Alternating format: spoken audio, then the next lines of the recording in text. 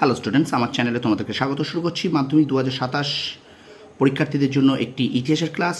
তো ক্লাস 10 ইতিহাস দেখতে পাচ্ছ, তোমাদের সামনে রয়েছে চতুর্থ অধ্যায় সংঘবদ্ধতার গোড়ার কথা, বৈশিষ্ট্য বিশ্লেষণ।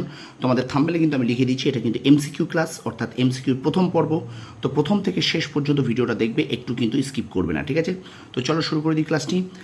মাধ্যমিক 2027 ক্লাস 10 ইতিহাসের চতুর্থ অধ্যায় সংঘবদ্ধতা গোড়ার কথা, বৈশিষ্ট্য বিশ্লেষণ। এই অধ্যায় থেকে আমরা এমসিকিউ করব আজকে প্রথম পর্ব। আমি কিন্তু এই চ্যাপ্টার থেকে তোমাদেরকে টেক্সট বই খুঁটিয়ে শর্ট প্রশ্ন করিয়েছি, এবার কিন্তু তোমাদের সামনে এমসিকিউ প্রশ্ন তুলে ধরছি। তো ভীষণ গুরুত্বপূর্ণ হতে চলেছে ক্লাসটি, প্রথম থেকে শেষ পর্যন্ত অবশ্যই কিন্তু ক্লাসটিকে দেখবে, ঠিক আছে? চলো শুরু করি ক্লাসটি। দেখো, প্রথম প্রশ্ন বলছে, এনফিল্ড রাইফেল ব্যবহারের বিরুদ্ধে প্রথম বিক্ষোভ দেখায়, অপশান ক হবে বহরমপুর সেনানিবাসের 11 নম্বর নেটিভ ইনফ্যান্ট্রির সিপাহীরা।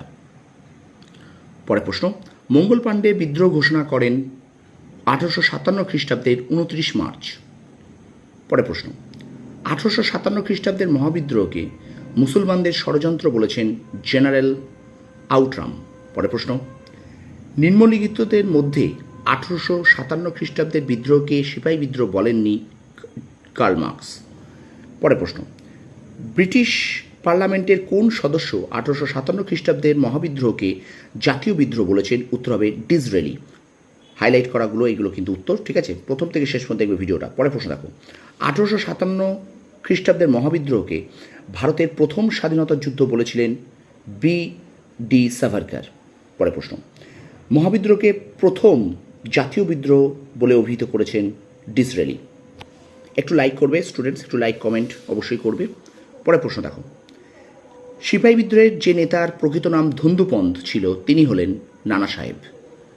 9 নম্বর প্রশ্ন, 1857 খ্রিস্টাব্দের মহাবিদ্রোহে মনিরাম দেওয়ান নেতৃত্ব দিয়েছিলেন আসামে। 10 নম্বর প্রশ্ন, মহাবিদ্রোহে যোগ দেয়নি পাঞ্জাব। 11 নম্বর প্রশ্ন, সিপাহীদের অকৃতজ্ঞ বলে নিন্দা করেন ঈশ্বরচন্দ্র গুপ্ত। 12 নম্বর প্রশ্ন, সিপাহী বিদ্রোহ গণবিদ্রোহের রূপ ধারণ করেছিল অযোধ্যায়। 13 নম্বর প্রশ্ন, দ্য গ্রেট রিবিলিয়ান গ্রন্থটি রচনা করেন তালমিজ খালদুন। উত্তর হবে তালমিজ খালদুন। 14 নম্বর প্রশ্ন, the causes of the Indian revolt গ্রন্থের লেখক হলেন সৈয়দ আহমেদ খান।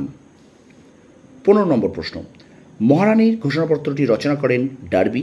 এবং আজকের ক্লাসের প্রথম এমসিকিউ পর্বের শেষ প্রশ্ন, মহারানীর ঘোষণাপত্রটি বাংলায় পাঠ করেন শ্যামচরণ সরকার।